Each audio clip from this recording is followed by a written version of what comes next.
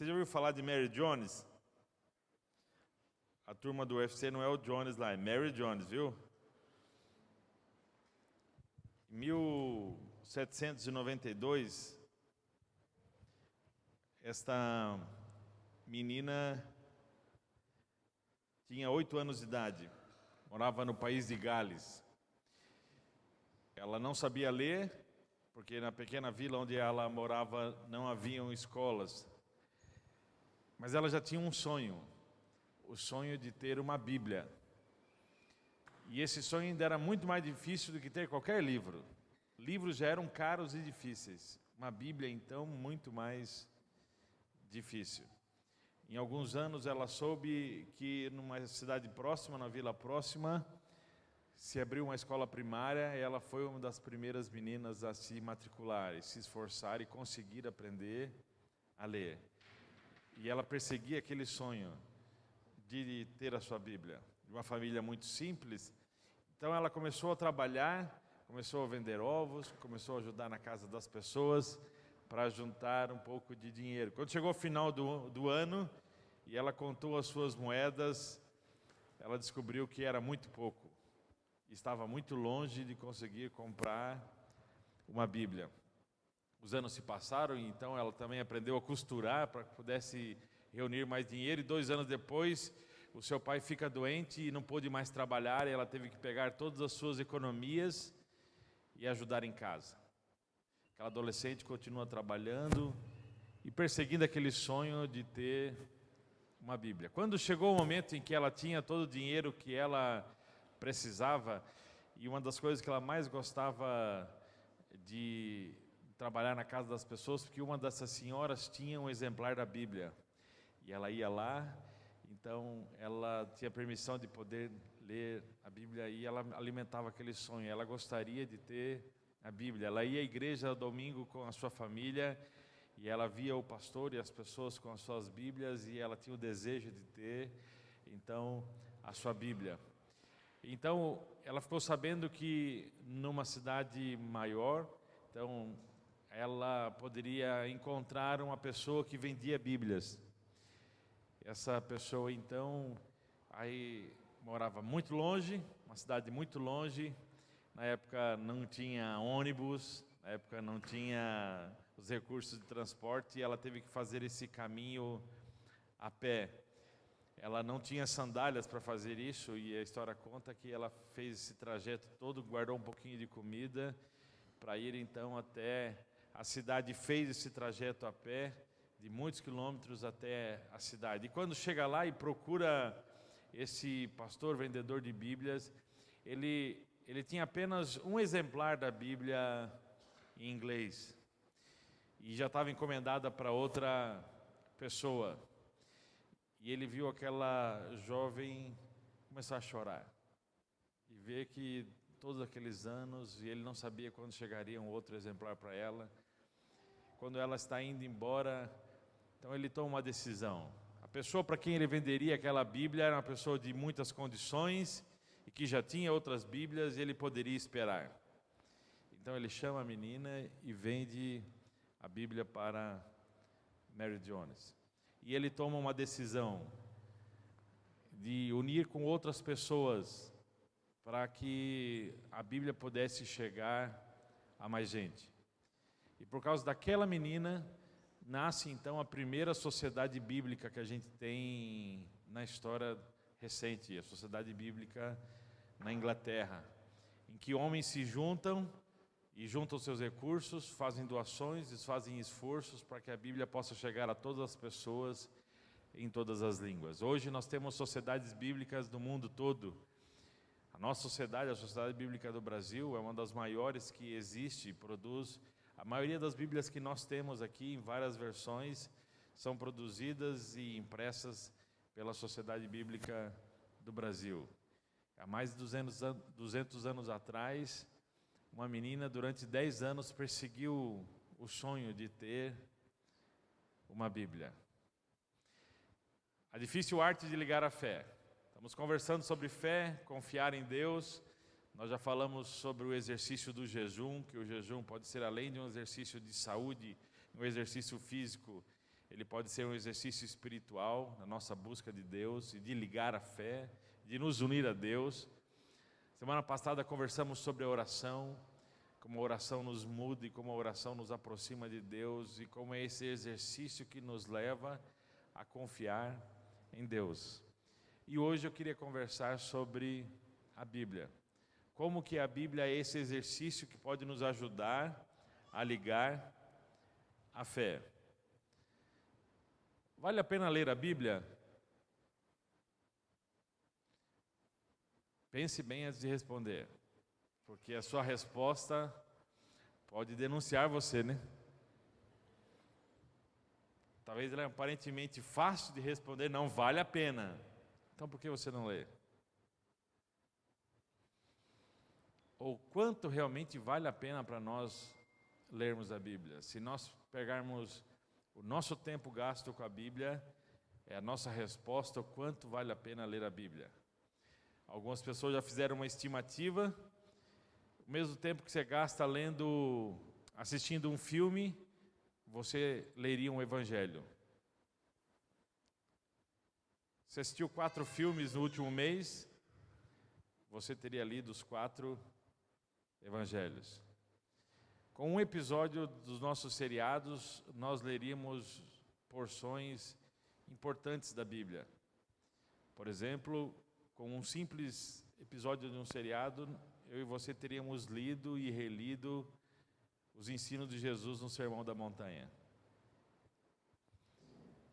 Vale a pena ler a Bíblia? Por que não lemos a Bíblia? Por que lemos tão pouco a Bíblia? E a minha conversa com vocês essa manhã não é a conversa de alguém que quer colocar culpa, quer colocar peso sobre vocês, mas é um convite, um retorno.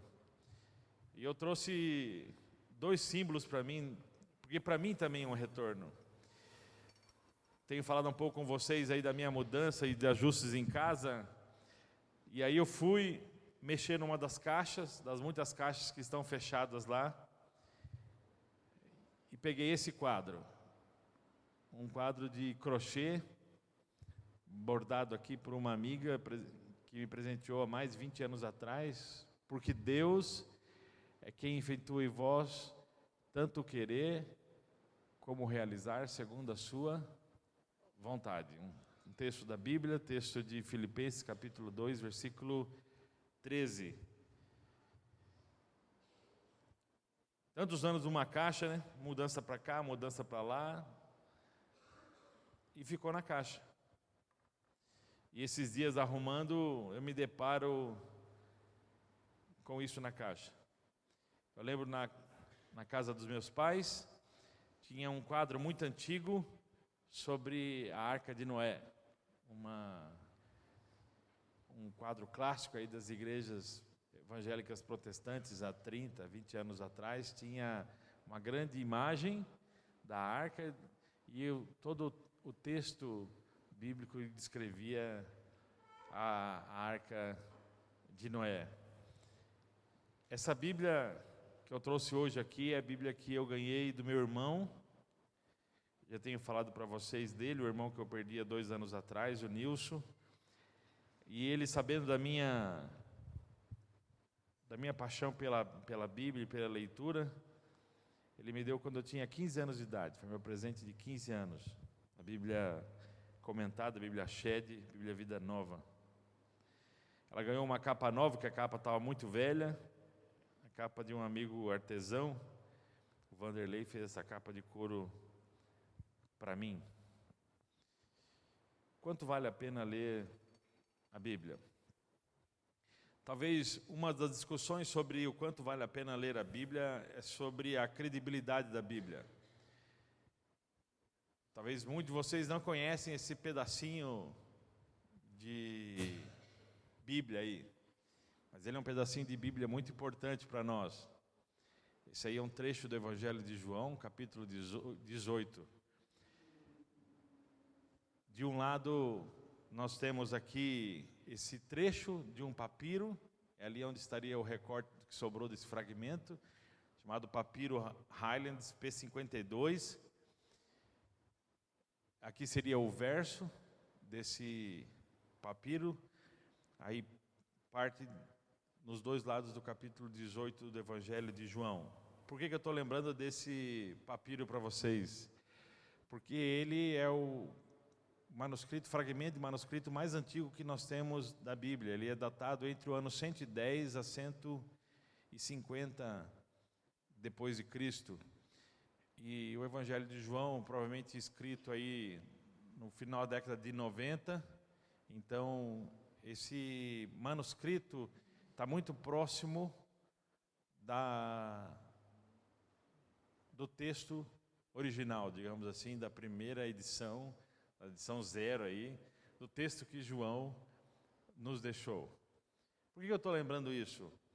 Eu já tenho falado isso várias vezes para vocês aqui. Você pode não crer na Bíblia, mas é uma tremenda ignorância e uma falta de conhecimento você dizer que a Bíblia não é um texto antigo e um texto confiável. Você pode não crer nesse conteúdo, mas e aí é uma questão acadêmica. Vou dar um exemplo. Existem hoje, o que nós temos de cópias e tudo mais da Bíblia, mais de 24 mil documentos antigos.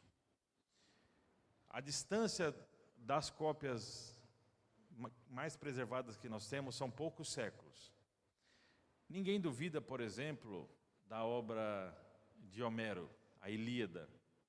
A Ilíada, ela tem hoje mais de 600 manuscritos apenas preservados, antigos, que é o documento antigo mais próximo do número de documentos da Bíblia. A Bíblia tem mais de 20 mil, a Ilíada de Homero tem 643. E a distância do que foi escrito até o documento mais antigo são quase 10 séculos, documento antigo preservado. 5% do texto da Ilíade é posto em dúvida, e não há como comprovar se realmente esse texto é íntegro. Apenas 0,5% do texto do Novo Testamento é posto em dúvida.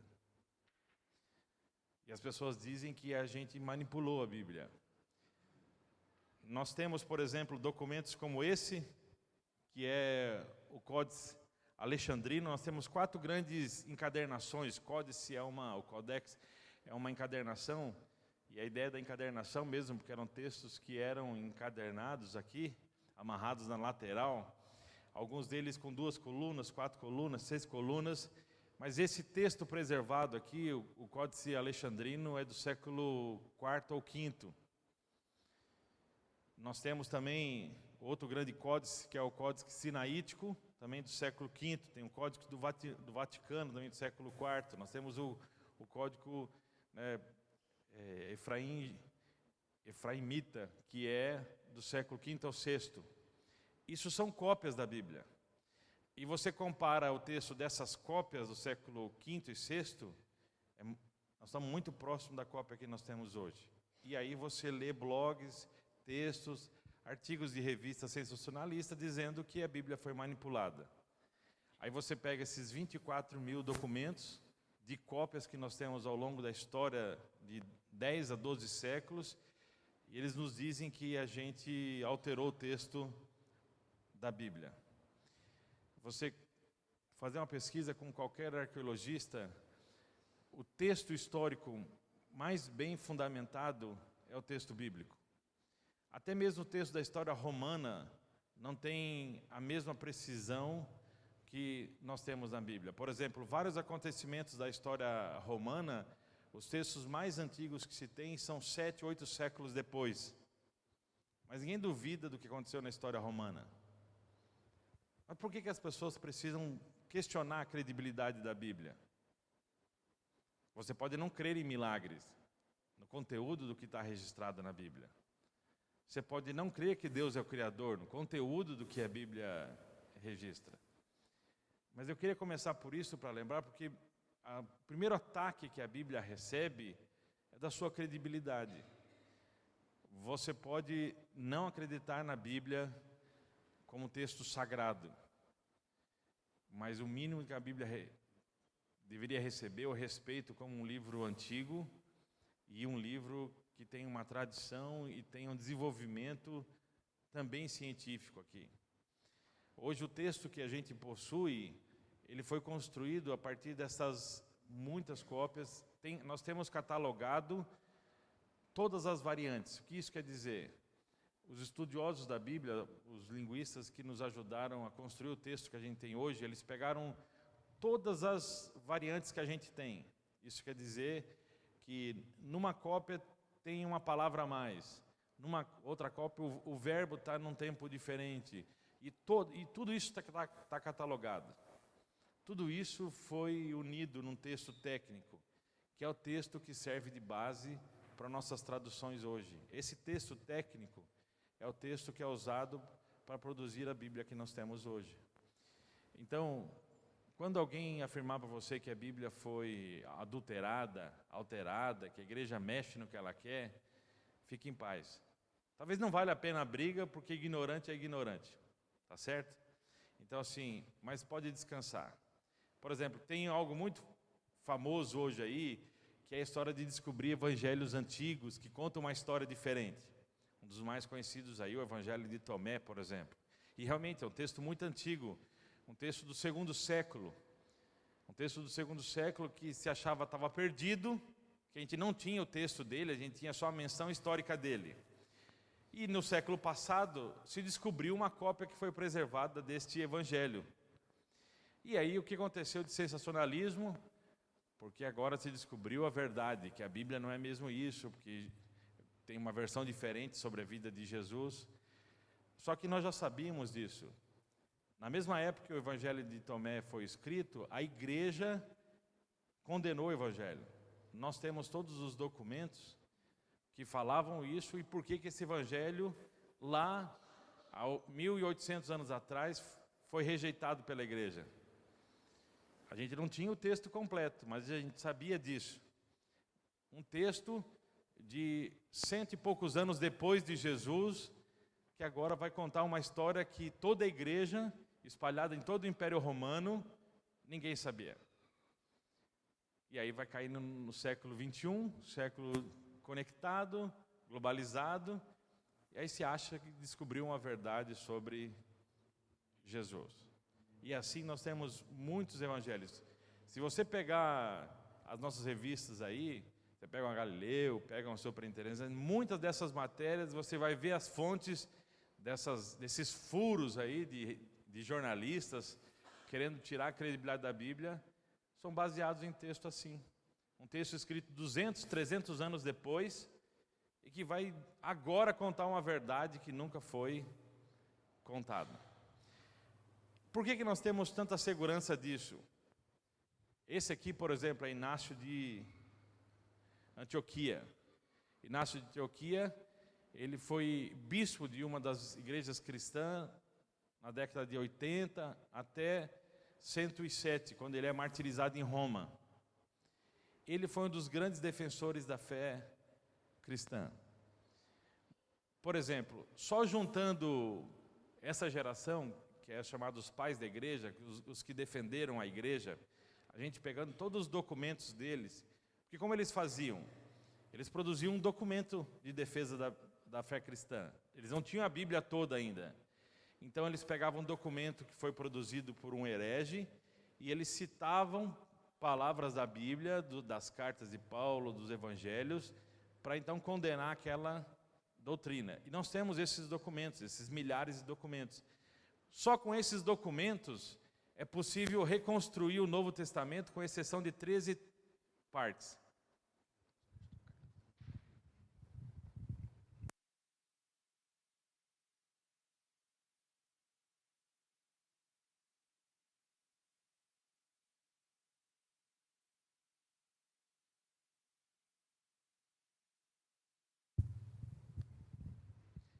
Só com os documentos de defesa dos pais da igreja, do primeiro, segundo e terceiro século, a gente reconstrói o Novo Testamento. E aí a gente compara as citações que eles fizeram. Você pega Inácio, por exemplo, em uma carta dele, que é a carta aos Efésios, ele defende a Bíblia, e você compara o que ele cita da Bíblia com o texto que nós temos hoje, é o mesmo texto. Nós temos uma outra grande coleção de milhares de documentos que são os lecionários. Quem daqui já foi católico romano sabe da prática que é as leituras bíblicas durante o texto, porque é uma prática cristã. Nós ainda fazemos isso hoje, fizemos isso hoje aqui. Ao longo dos séculos, esses lecionários foram colecionados. Você pega esses milhares de lecionários, você compara os textos bíblicos desses lecionários com o texto que está na sua Bíblia hoje, lecionários de 14, 15 séculos atrás, é o texto que você tem na sua Bíblia. E as pessoas vêm para mim e para você e dizem assim: a igreja mudou o texto da Bíblia. Então fique muito tranquilo. A questão para nós não é sobre a credibilidade da Bíblia. O Dallas Willard diz assim: as disciplinas de abstenção devem ser contrabalanceadas e suplementadas pelas disciplinas de engajamento. Abstenção e engajamento representam o expirar e o inspirar da nossa vida espiritual. O que o Willard está dizendo? Nós já falamos aqui que, por exemplo, o jejum é uma disciplina de abstenção. A leitura da Bíblia é uma disciplina de engajamento. Você precisa aqui se envolver. Você vai investir tempo e gastar tempo aqui. Ele vai dizer assim: nós temos essa prática diária. A gente inspira e expira. A gente vai unindo isso. Você jejua, ora e lê a Bíblia. E você está junto com os irmãos, você tem tempo de silêncio, você tem a solitude, e você vai praticar a simplicidade, a misericórdia. São esses exercícios em que você se abstém e que você se engaja, essa dinâmica. Por isso que, especialmente, essa dupla, que é a leitura da Bíblia e a oração, são essenciais para a fé. Bonhoeffer, alguém que morreu por causa da Bíblia, disse assim: não tente tornar a Bíblia importante. Ela já é importante em si mesma. Você não torna a Bíblia relevante. Não é nosso papel, nesse sentido, sermos advogados da relevância da Bíblia. Ela já é por si só. Moody, um grande pregador e líder da igreja do século XIX, as Escrituras não foram nos dadas para aumentar o nosso conhecimento, mas para mudar a nossa vida. Muitos de nós não lemos a Bíblia porque nós não queremos conhecimento da Bíblia. E muitos de nós aqui já temos muito conhecimento da Bíblia. Especialmente quem cresceu dentro do ambiente religioso cristão, já tem muito conhecimento da Bíblia. Talvez ainda quem está se aproximando, descobrindo aí a novidade da Bíblia, ainda tenha interesse em mergulhar no conhecimento da Bíblia. Mas o que muito está lembrando é que o principal objetivo da Bíblia não é nos dar informações, é gerar transformação. A Bíblia foi nos dada para mudar a nossa vida. Agostinho, um dos líderes da igreja do século IV, no norte da África: nossa fé é alimentada pelo que está claro nas Escrituras e testada pelo que é obscuro. Tem muito mistério na Bíblia? Tem. Tem muita coisa sem resposta? Tem. Tem muita coisa que a gente não explica? Tem. O que o Agostinho lembrou, falou assim: firme a sua fé naquilo que é claro da Bíblia. E tem bastante coisa bem clara. Porque a sua fé será testada naquilo que é obscuro. Por isso que falar da Bíblia é falar de fé. Porque nós não estamos indo apenas para um livro de autoajuda, para uma coleção, nós não estamos indo para mais conhecimento. O nosso mergulho na Bíblia deve ser um mergulho de fé. Essa aqui é a imagem do que restou aí de um dos mais antigos vitrais. Nós estamos falando de vitral, né? Deixa eu lembrar o vitralzinho aqui, né? Você sabe a cara de quem é essa figura aí? De quem? De quem? De quem? Não é minha não, tá, gente? Isso aqui é do século, datado aí do século IX, século XI. É um dos vitrais mais antigos encontrados aí, figurativos, porque no início do movimento da arte do vitral, muitos vitrais eram abstratos aqui, figuras geométricas e tudo mais. Esse é o vitral mais antigo encontrado, figurativo. Ele foi encontrado aqui numa pesquisa arqueológica, numa catedral, que é o rosto de Jesus. Quem for à Alemanha, é lá na catedral, na abadia de Lorsch, você pode ver isso ao vivo. Isso vai além do que apenas uma informação histórica. Por que eu quero lembrar isso para você? Porque para muitos de nós, a gente olha para a Bíblia e para aquilo que a Bíblia fala como algo assim. Falava de Jesus, tem alguns pedacinhos de Jesus. As pessoas aí têm algo sobre Jesus. O John Stott vai dizer assim: há apenas um modo de adquirir concepções claras, verdadeiras, revigorantes e sublimes a respeito de Cristo. E esse modo é pela Bíblia. A Bíblia é o prisma através do qual a luz de Jesus Cristo decompõe-se em suas múltiplas e admiráveis cores. A Bíblia é o retrato de Jesus Cristo. Temos de contemplar-o com tamanha intensidade de desejo que pela obra graciosa do Espírito Santo ele se torne vivo para nós. Encontre-se conosco e preencha-nos com Ele mesmo. Um dos motivos que nós nos afastamos da Bíblia é porque nós nos afastamos de encontrar Jesus. A Bíblia nos revela Jesus. A Bíblia é Jesus. A Bíblia foi nos dada sobre o registro de Jesus. A palavra encarnada de Deus é Jesus Cristo. A palavra de Deus é Jesus Cristo. E a Bíblia nos apresenta Jesus. Enquanto nós nos afastamos na Bíblia, nós estamos nos afastando do encontro com Jesus. Toda a parte antiga da Bíblia, ela prepara e ela aponta para Jesus. A história da salvação, a história do antigo Israel aponta para o que vem, aponta para Jesus. A Bíblia toda é sobre Jesus. Nós mergulhamos na Bíblia para encontrar Jesus. Não apenas informações sobre Jesus. Porque isso tem bastante blog, cronologia, livro, que já catalogaram, sistematizaram informações sobre Jesus. A Bíblia é o nosso encontro com Jesus. Onde nós ouvimos a Ele, onde Ele nos toca. E eu quero lembrar alguns textos da Bíblia com você. Vamos ler juntos? 2 Timóteo 3,16. Cada parte da Escritura é inspirada por Deus e útil de um modo ou de outro para mostrar a verdade, denunciar nossa rebelião, corrigir nossos erros, ensinar como viver o caminho de Deus. Lucas 24:27. Então ele começou do princípio com os livros de Moisés e percorreu todos os profetas, explicando tudo que as Escrituras diziam a respeito dele. Quem está dizendo isso? Jesus. Aqui é o caminho de Emaús. Jesus dá uma aula de Bíblia, mostrando todo o Antigo Testamento. Falava sobre quem? Ele está dizendo, fala sobre mim.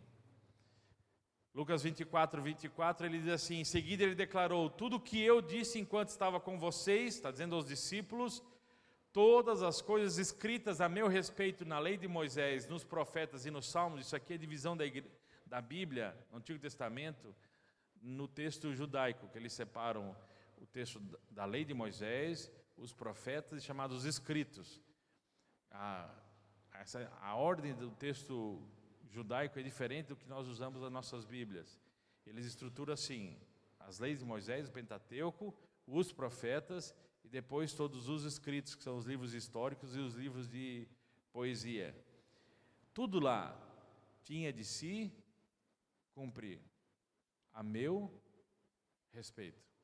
A gente vai para a Bíblia, a gente vai encontrar quem? João 5,39, ele mesmo diz: as Escrituras falam de mim. Ir à Bíblia é encontrar Jesus. Paulo está dizendo a Timóteo: a Bíblia vai te ajudar a corrigir o caminho, mostrar sua rebelião, vai te mostrar como viver, como você encontrar o caminho certo. porque ela aponta a Jesus. A nossa mudança de vida está em Jesus. E eu pergunto para você, por que nós nos satisfazemos com algo menos que a Bíblia?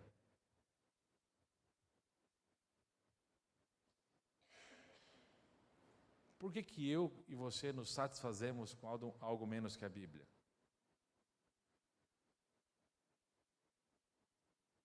Se nós pegarmos a nossa espiritualidade, a nossa busca de Deus, por que eu e você nos satisfazemos com algo menos que a Bíblia? Por que o nosso tempo com a Bíblia é tão medíocre? Por que a maneira como nós vivenciamos a Bíblia em casa, seja por um quadro, seja pelo que você tem no seu computador, seja o que você tem no seu escritório?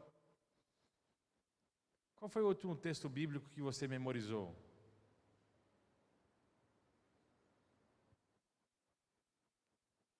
Quando foi a última vez que você fez um esforço de trazer para a sua memória e preservar na sua memória um texto da Bíblia? Uma promessa da Bíblia. Quando nós vamos para a Bíblia, nós encontramos Jesus. E responder ao que nos satisfaz algo menos que a Bíblia, porque nós satisfazemos a nossa Bíblia, nossa vida sem Jesus. Eu e você satisfazemos a nossa vida sem Jesus.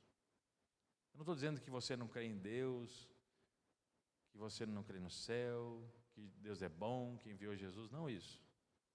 Mas que no nosso dia a dia a gente toca a nossa vida sem crer nisso, de que tudo que nós precisamos é Jesus. De que o que nós precisamos para enfrentar o que nós temos que enfrentar está em Jesus. E a Bíblia nos oferece Jesus, nos oferece a fé. E a gente se satisfaz com algo menos que Jesus, algo menos que a Bíblia. Porque a gente se satisfaz com o nosso conhecimento, a gente se satisfaz com as nossas capacidades. Nós nos satisfazemos com as nossas potências, nós nos satisfazemos com a nossa habilidade, nós nos satisfazemos com a nossa visão de mundo, nós nos satisfazemos com as nossas emoções, nós nos satisfazemos até mesmo com as nossas habilidades religiosas. Nós nos satisfazemos com a nossa moralidade. Que eu e você olhamos, nós somos pessoas boas. E nós nos satisfazemos em sermos morais e éticos. E a Bíblia em nenhum momento fala assim, vivam de qualquer jeito. Só que a gente vai para a Bíblia e descobre que a nossa natureza é uma natureza corrompida e não há esforço moral que nos transforme. De que é Ele que nos transforma. E a pessoa que nós queremos nos tornar, nós só nos tornamos nele, porque Ele morreu para nós sermos essas pessoas. E eu não digo isso em cima de um pedestal apontando para vocês, porque essa reflexão foi a reflexão que eu fiz essa semana. Eu sou profissional da religião. E eu me descobri me satisfazendo com isso. Me satisfazendo com menos que a Bíblia. Me satisfazendo com livros sobre a Bíblia. Me satisfazendo com conhecimento da Bíblia. Me satisfazendo com o domínio da Bíblia. Mas não em Jesus. Adoração não substitui a Bíblia. Você pode satisfazer com momentos de adoração. Isso faz parte da nossa espiritualidade. Estar junto com os irmãos faz parte da nossa espiritualidade. Mas não substitui o encontro com Jesus. Não substitui a Bíblia. Eu e você, como cristãos, devíamos ser conhecidos por isso. Pelo amor à Bíblia. Mas hoje nós temos Bíblia demais. Nossas gerações passaram por um pêndulo. A geração passada, ela tinha a Bíblia impressa e ela sacralizou a impressão da Bíblia, né? Por isso a geração seguinte, a geração tecnológica, ela se satisfez, né, em poder dizer assim, olha, eu tenho a Bíblia no celular, né? Olha, eles leem a Bíblia no iPad lá no culto, né? Fala assim, para que levar a Bíblia impressa? Eu vou abrir a Bíblia, eu vou aqui ligar meu app aqui da Bíblia. Só que essa geração passou E hoje nós temos um vácuo que é o seguinte: a questão não é mais agora ter orgulho de poder ter a Bíblia no celular. E aí, como todo movimento na sociedade humana, é um movimento de pêndulo, né? A gente percebe que a gente tem tecnologia demais e a gente volta para o papel, a gente volta para o impresso, não por causa da sacralidade do papel, mas porque a tecnologia não substitui o encontro com Deus.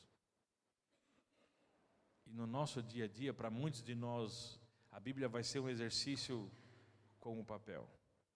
A experiência do sagrado, a experiência de Deus vai voltar aqui. Porque representa uma mudança para nós, porque nós já temos tecnologia demais, a gente usa o celular o tempo todo, a gente usa notebook e iPad o tempo todo.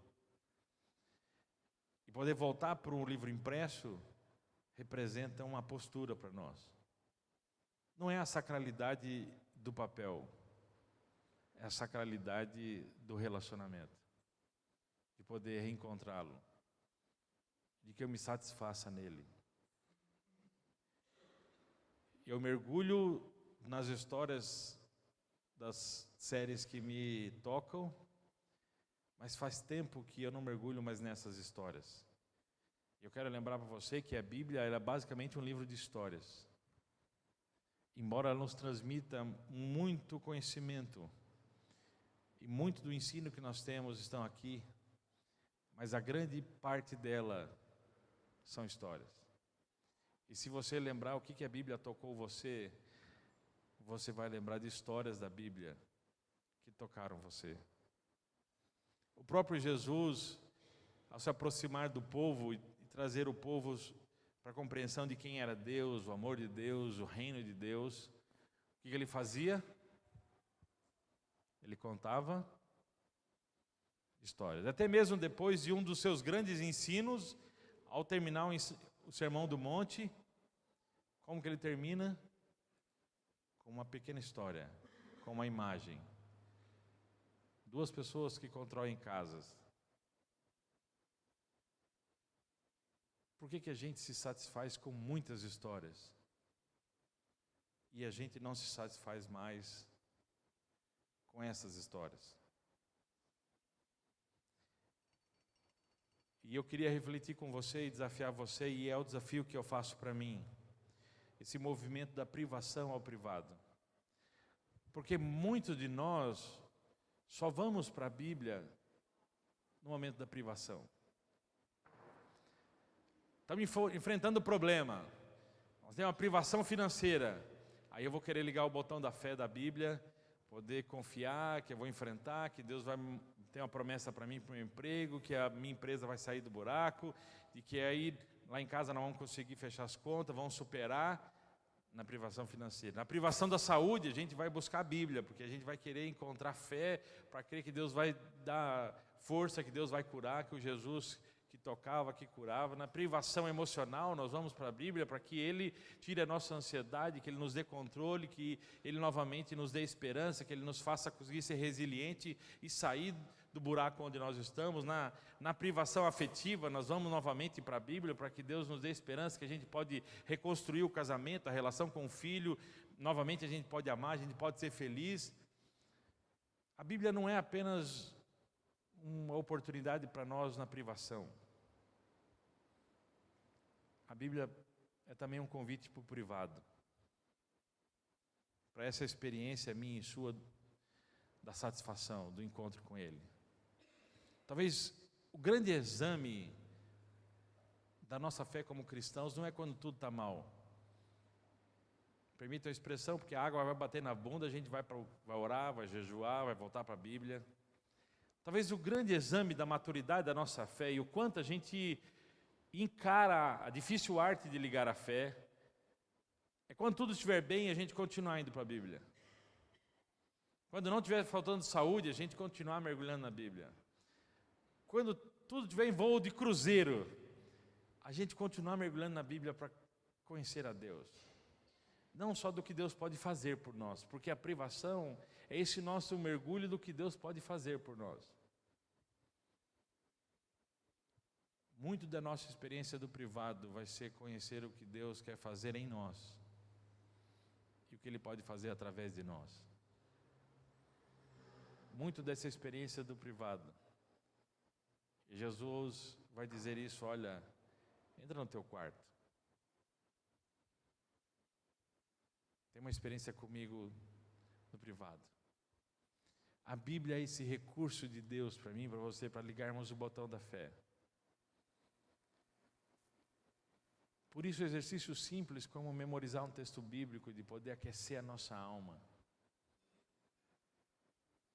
Alguém vai dizer assim: não, pastor, você tem que citar agora aqui, a bola está na marca do pênalti, tem que citar o Salmo 119, guardei tua palavra no meu coração para não pecar contra ti. Né? Se você lembrou isso, porque você é um macaco velho de igreja, aprendeu isso, né? Com certeza a turma nova aqui não ficou pensando que eu tinha que dizer esse versículo, né? O convite de Deus para mim e para você, para nós não nos satisfazermos com algo menos que a Bíblia. Nós não nos satisfazermos com algo menos que Jesus.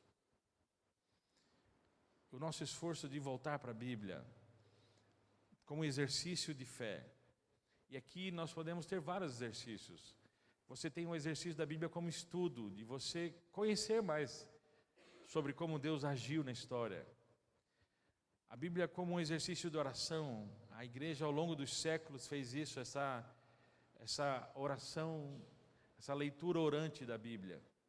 Tem um exercício muito antigo, que é a Lética Divina, que você gasta um tempo refletindo numa porção da Bíblia, deixando Deus ler você através do texto bíblico. Bonhoeffer, quando ele cria um seminário para pastores na Alemanha, no auge da Segunda Guerra Mundial, ele dizia aos seus alunos: mergulhem num texto da Bíblia durante uma semana. Deixe Deus falar com você. Faça isso em silêncio, repita isso. A igreja fez isso ao longo da história, essa leitura que a Bíblia faz de nós. Você pode ter isso no seu carro, né? Eu lembro de um vendedor lá da primeira igreja, e ele gostava do Cid Moreira, né? Então assim, tinha todos os MP3 do Cid Moreira. Quando ele pegava a estrada, ele gostava de ouvir a Bíblia. Existem muitos recursos para os nossos mergulhos na Bíblia, para o nosso movimento em direção à Bíblia. Não substitua isso sobre livros da Bíblia, sobre pregações sobre a Bíblia. Você pode ir à Bíblia. Você pode encontrar Jesus na Bíblia. Ele diz: a Bíblia fala sobre mim, aponta para mim, me encontre lá. Aperte esse botão da fé, que é o botão da Bíblia. Talvez alguns aqui podem desenterrar versões da Bíblia. Talvez você tenha Bíblias demais em casa. Talvez... Quando foi a última vez que você deu uma Bíblia de presente para alguém? Eu tenho o hábito de ler 2 histórias para a Ayla antes dela dormir. Eu leio uma história moral e eu leio uma história da Bíblia. Eu faço isso intencionalmente, porque eu quero que ela ame a Bíblia, mas também ela conheça do mundo onde ela vive, a cultura, e tenha contato. Não quero que ela seja uma criança alienada, mas também eu não quero que ela perca a Bíblia, porque é muito fácil nós perdermos a Bíblia. Que essa semana eu e você possamos dar esses passos, apertarmos mais o botão da fé através da Bíblia. Nós aqui como comunidade usamos a mensagem, e aqui não importa a versão que você usa, mas essa decisão de ir ao encontro de Jesus novamente, de ir para o privado e dizer a Ele: Jesus, eu quero me satisfazer em você. Eu quero me satisfazer no encontro com você. Obrigado, Jesus. Obrigado por não desistir de nós. Obrigado por perdoar nossa oscilação, por perdoar a nossa arrogância espiritual. Muitos de nós conhecemos muito da Bíblia e nos satisfazemos nessa arrogância. Perdoa o nosso conhecimento e a nossa segurança no nosso conhecimento da Bíblia, porque muitos de nós nos satisfazemos nesse conhecimento. Perdoa, Jesus, a nossa indisciplina, as nossas desculpas esfarrapadas, para não ter tempo com você através da Bíblia, para não te ouvir. Tem misericórdia de nós, Jesus. Você é o Deus que nos convidou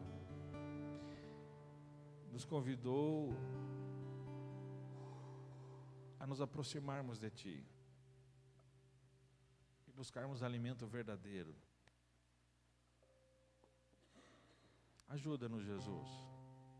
Aos que estão começando na fé, ajuda a Te conhecer, a mergulhar, a também aprender, e sobretudo a se satisfazer em Ti.